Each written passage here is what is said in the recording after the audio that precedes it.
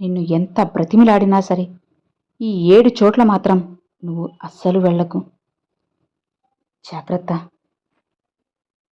ఒకానొక సమయం సాయంత్రం వేళ మహానీతిజ్ఞుడు మరియు విద్వాంసుడైన చాణక్యుడు తన శిష్యుడైన చంద్రగుప్తుడితో కలిసి ఒక పురాతన వృక్షం కింద కూర్చుని ఉన్నాడు.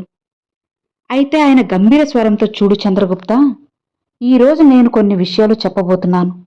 నా మాటలను జాగ్రత్తగా విను. ఎందుకంటే ఈ విషయాలు నీ జీవితంలో ఉపయోగపడతాయి. ఈరోజు నేను నీకు ఇచ్చే ఈ ఉపదేశం అమూల్యమైనది అని చెబుతాడు.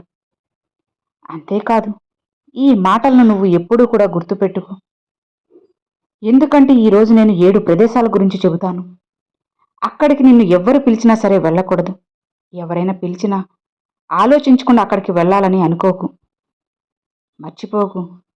ఎందుకంటే సాధారణ స్వభావం గల వ్యక్తి యొక్క చరిత్ర చాలా నిర్మలంగా ఉంటుంది.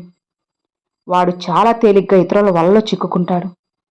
కొన్నిసార్లు అతని అమాయకత్వమే అతన్ని ఇబ్బందుల్లో పడేస్తుంది. నువ్వు నీ మార్గంలో నడుస్తున్నావు, కానీ కొన్నిసార్లు దారి తప్పుతున్నావని నేను గమనించాను. అందుకే నువ్వు ఈ విషయాలను ఆచరించాలి, అలానే నా మాటలను లోతుగా వినాలి అని చెప్పగానే ఇక చంద్రగుప్తుడు ఉత్సాహంతో, సరే గురుదేవా, సెలవివ్వండి అంటారు. ఇక చాణక్యుడు నవ్వుతూ, సరే, మనసు పెట్టి విను. నేను చెప్పే 7 విషయాలను వివరంగా చెప్తాను. ఇవి నీ వ్యక్తిగత జీవితానికే కాదు, ఒక రాజుగా, ఒక యోధుడిగా, ఒక మానవుడిగా కూడా ఎంతో ఉపయోగపడతాయి. ఇవి వేదాలు, నా సొంత నీతులపై ఆధారపడి ఉన్నాయి. అర్థశాస్త్రంలో నేను చెప్పాను, తెలివైన వాడు ఎవడంటే ప్రమాదాన్ని ముందుగా గుర్తించేవాడే. ఇక ఈ 7 విషయాల గురించి చర్చించుకుందామా? మొదటిది, ఎక్కడైతే నీకు గౌరవం ఉండదో ఇక అక్కడ నువ్వు వెళ్ళకూడదు. చంద్రగుప్త విను అని మొదలు పెడతాడు. చూడు చంద్రగుప్త, జీవితంలో అతిపెద్ద ధనం ఏంటో తెలుసా? అవే గౌరవం, మర్యాద. ఎక్కడైతే నీకు గౌరవం ఉండదో, ఎక్కడైతే ప్రజలు నిన్ను తృణీకార దృష్టితో చూస్తారో, అవమానిస్తారో, నీ ఉనికిని తేలిగ్గా భావిస్తారో, అక్కడికి నువ్వు అస్సలు అడుగు పెట్టకూడదు. అడుగు పెడితే మృత్యువుతో సమానం. ఎందుకంటే మనిషి మనసు ఎంత బలహీనమైనదంటే అవమానం అతన్ని కృంగదీస్తుంది. ఒక రాజువై ఉండి కూడా నువ్వు అవమానానికి గురైతే నీ రాజ్యం ఎలా నడుస్తుంది?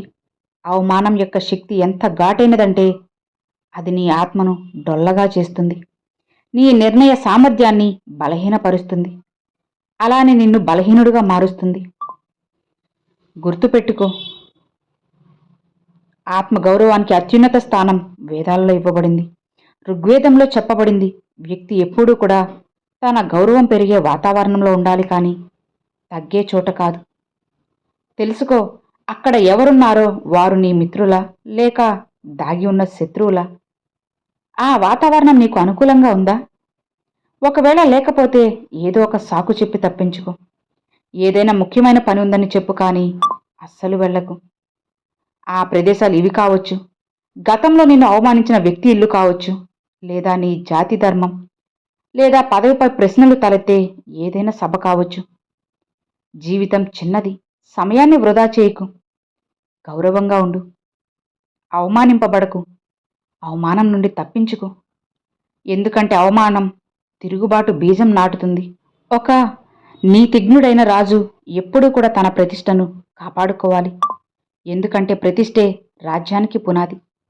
ఒకవేళ నువ్వు అవమానింపబడితే నీ అనుచరులు నిన్ను బలహీనుడిగా భావిస్తారు, నీ అధికారం బలహీనపడుతుంది. శాస్త్రాల్లో దీన్ని అసమ్మాన విషమని పిలుస్తారు. ఇది నెమ్మదిగా శరీరాన్ని నశింపజేస్తుంది. అందుకే ఆలోచించకుండా ఎప్పుడూ కూడా వెళ్ళొద్దు. ఎప్పుడూ కూడా అంచనా వేయి, అక్కడ నీకు గౌరవం దక్కుతుందా? నీ మాట వింటారా? ఒకవేళ లేకపోతే దూరం పాటించు.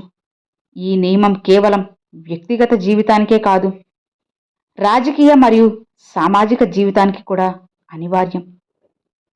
ఒక యోధుడిగా నువ్వు ఎప్పుడూ దృఢమైన స్థితిలో ఉండాలి. అవమానం బలహీనతకు చిహ్నం, అలానే బలహీనత మృత్యువును ఆహ్వానిస్తుంది. వేదాంతంలో ఆత్మ యొక్క పవిత్రతపై ఒత్తిడి ఇవ్వబడింది. అలానే అవమానం ఆ పవిత్రతను దూషితం చేస్తుంది. అందుకే చంద్రగుప్త, ఈ విషయాన్ని లోతుగా అర్థం చేసుకో. గౌరవం ఉన్న చోటనే ఎంచుకో. మిగిలిన వాళ్ళకి దూరంగా ఉండు. ఈ జ్ఞానం నిన్ను జీవితంలో ప్రతి సవాల్లో విజేతగా నిలుపుతుంది. ఇక రెండవ ప్రదేశం వేశ్యాగృహం. చాణక్యుడు చంద్రగుప్తుడి వైపు తీక్షణంగా చూస్తూ ఇలా అంటారు: వత్సా విను, జీవితంలో కొన్ని ప్రదేశాలు ఇలాంటివి ఉంటాయి. అక్కడికి ప్రవేశించడం అంటే నీ ఆత్మ గౌరవాన్ని, అలానే ఆత్మ బలాన్ని కోల్పోవడమే. వాటిలో ఒకటి వేశ్యాగృహం. ఏ రాజు యొక్క సేనాధిపతి వేశ్యాగృహానికి వెళ్తాడో అతని సైన్యం బలహీనపడుతుంది. ఏ మంత్రి మనసు అక్కడికి వెళ్తుందో అతని నీతి భ్రష్టు పడుతుంది. ఏ ప్రజల మొగ్గు అక్కడికి ఉంటుందో ఆ రాజ్యం పతనం వైపు ఉంటుంది. మనిషి జీవితానికి ఆధారం అతని క్యారెక్టర్. కామం. వేశ్యాగృహం బయటికి ఆకర్షణీయంగా ఉండొచ్చు. అక్కడ సుగంధం, శృంగారం, నృత్యం, సంగీతం, క్షణిక సుఖం. కానీ లోపల నుండి ఆ ప్రదేశం ఆత్మ యొక్క శాంతిని పీల్చేసేలా, పుణ్యాన్ని నశింపజేసేలా పాపపు వాసనతో నిండి ఉంటుంది. చాణక్యుడంటారు: నాస్తి కామసమో వ్యాధిర్నాస్తి తృష్ణ సమో శత్రు. కామం కంటే పెద్ద రోగం లేదు, కోరిక కంటే పెద్ద శత్రువు లేదు. వేశ్య గృహానికి వెళ్లడం అంటే నీ చరిత్రను పణంగా పెట్టడమే. ఎందుకంటే అక్కడికి వెళ్లే వ్యక్తి నెమ్మదిగా తన కోరికలకు గులామవుతాడు. శరీర సుఖం క్షణికం, కానీ దాని ప్రభావం దీర్ఘకాలం ఉంటుంది. ఆత్మ యొక్క తేజస్సు తగ్గుతుంది. అలానే మనిషి నెమ్మదిగా బద్ధకం, మొహం మరియు నిర్బలంలో చిక్కుకుంటారు. చాణక్యుడంటాడు: రాజైనా లేదా సాధారణ వ్యక్తి అయినా సరే వేశ్యాగృహానికి వెళ్లే వ్యక్తి కేవలం తన ధనాన్ని నశింపజేసుకోవడమే కాకుండా తన గౌరవాన్ని, ఆత్మబలాన్ని కూడా పోగొట్టుకుంటాడు. ఎందుకంటే వేశ్యాగృహం కేవలం శరీర వ్యాపారమే చేస్తుంది. అక్కడ ప్రేమ, శ్రద్ధ, నిష్ఠ, పవిత్రత ఏమీ ఉండవు. ఆ ప్రదేశం మనిషి మనసును మోహజాలంలో బంధిస్తుంది. అలానే నెమ్మదిగా అతన్ని అధోగతికి నెట్టేస్తుంది. ధర్మం, అర్థం, కామం మరియు మోక్షం అనే 4 పురుషార్థాలని శాస్త్రాలు చెబుతున్నాయి. కానీ కామం యొక్క స్థానం కేవలం ధర్మబద్ధమైనది. ఎప్పుడైతే కామం ధర్మ పరిధిని దాటి వేశ్యాగృహానికి చేరుతుందో అప్పుడు ధర్మం నశిస్తుంది. ధర్మం నశిస్తే మిగిలిన 3 నిలవు. వేశ్యాగృహానికి వెళ్లే వారిని సమాజం గౌరవ దృష్టితో చూడదు. అతని ప్రతిష్ట పడిపోతుంది. అలానే చాణక్యుడు ఇంతకుముందే చెప్పినట్లుగా ప్రతిష్టే శక్తి. ప్రతిష్ట లేకుండా రాజు పాలించలేడు. సాధారణ వ్యక్తి అయినా సుఖంగా ఉండలేడు. వేదాలు మరియు ఉపనిషత్తులు మాటి మాటికి ఆత్మ సంయమనం యొక్క ప్రాముఖ్యతను చెబుతున్నాయి. ఋగ్వేదంలో చెప్పబడింది, మనిషి యొక్క అసలైన బలం అతని ఇంద్రియ నిగ్రహంలో ఉంది. వేశ్యాగృహం ఇంద్రియ నిగ్రహాన్ని భంగం చేసే కేంద్రం. అక్కడికి వెళ్లి సాధకుడు తన లోపలి తపస్సును నాశనం చేసుకుంటాడు. భక్తులు మరియు ఋషులు ఎప్పుడూ ఈ విషయంలో హెచ్చరించారు. ఎవరైతే బ్రహ్మచర్యాన్ని పాటిస్తారో వారే తేజస్సుతో, దీర్ఘాయువుతో విజయవంతంగా ఉంటారు. ఆ సమయంలో వాసనకు దాసుడయ్యే వ్యక్తి బలహీనుడు మరియు అవమానితుడు అవుతాడు. ఇక 3వ ప్రదేశం మద్యం మరియు మాదక ద్రవ్యాల నిలయం. చూడు చంద్రగుప్త, మద్యం సేవించే చోటికి వెళ్లడం అంటే మన ఆత్మను మనమే చీకట్లోకి నెట్టడం.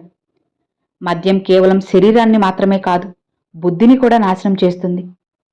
వివేకం కోల్పోయిన మనిషికి రాజ్యాధికారం, విద్య, పరాక్రమం అన్నీ వ్యర్థమే. మత్తు పదార్థాల కేంద్రం పాపానికి నిలయం.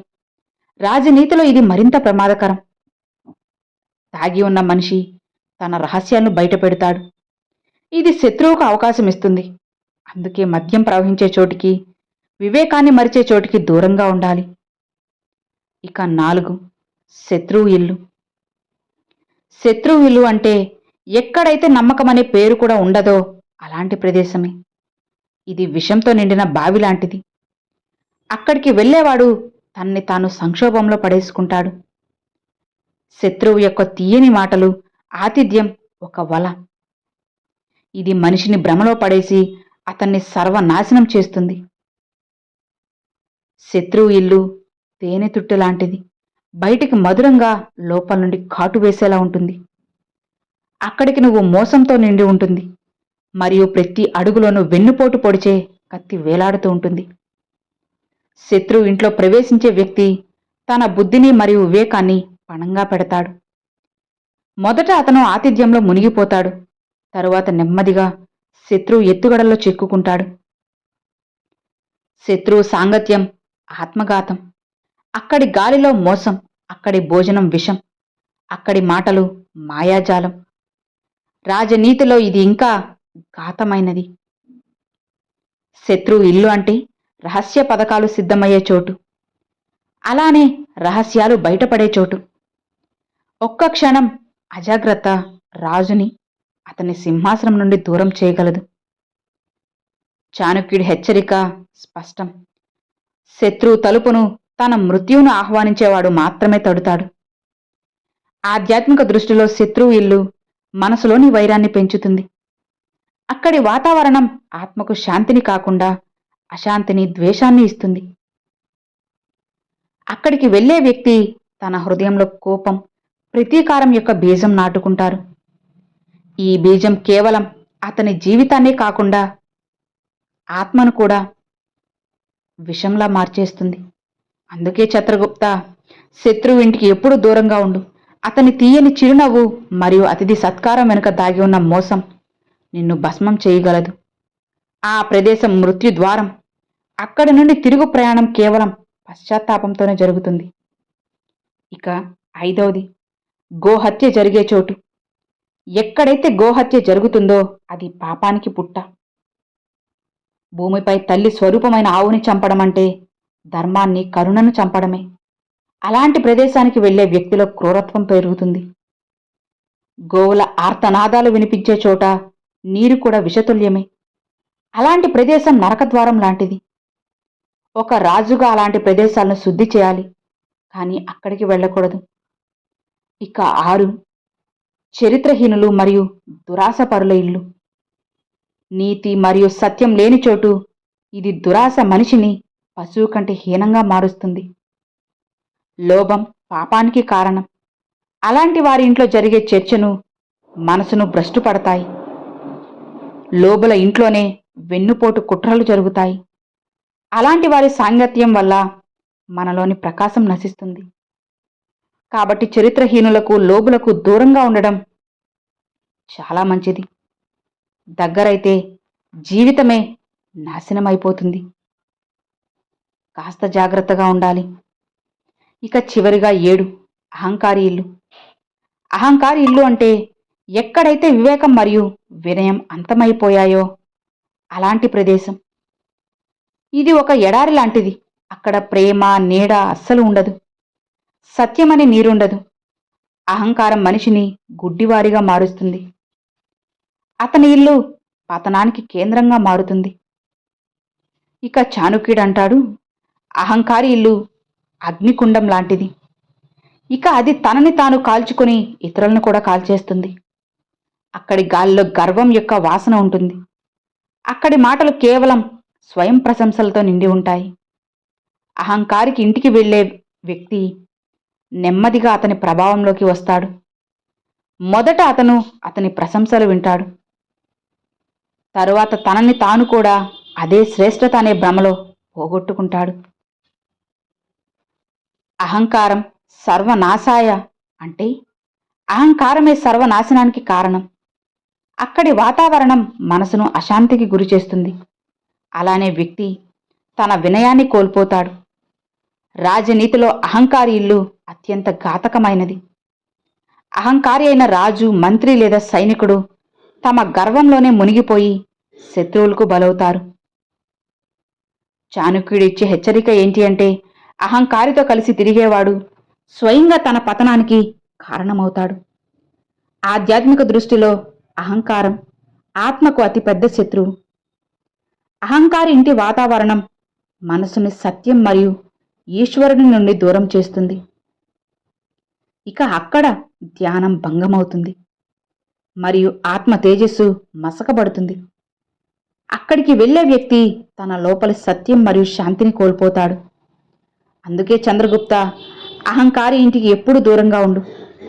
అక్కడి ఒక చిన్న పర్యటన కూడా నిన్ను గర్వం అనే చీకటి బావిలో నెట్టేస్తుంది. ఆ ప్రదేశం మృత్యుద్వారం. అక్కడి నుండి తిరుగు ప్రయాణం కేవలం పశ్చాత్తాపంతోనే జరుగుతుంది. కాబట్టి చంద్రగుప్త, ఈ 7 ప్రదేశాలకు దూరంగా ఉండు. ఈ జ్ఞానం నిన్ను అజేయుడిగా మారుస్తుంది. సంతోషంగా నువ్వు ఉండడానికి ఉపయోగపడుతుంది. కాబట్టి పొరపాటున కూడా నిన్ను ఎంత బ్రతిమిలాడినా, ఎంత పిలిచినా సరే, ఈ 7 చోట్ల మాత్రం నువ్వు అస్సలు కాలు మోపకు. అర్థమైంది కదా? Thanks for watching friends.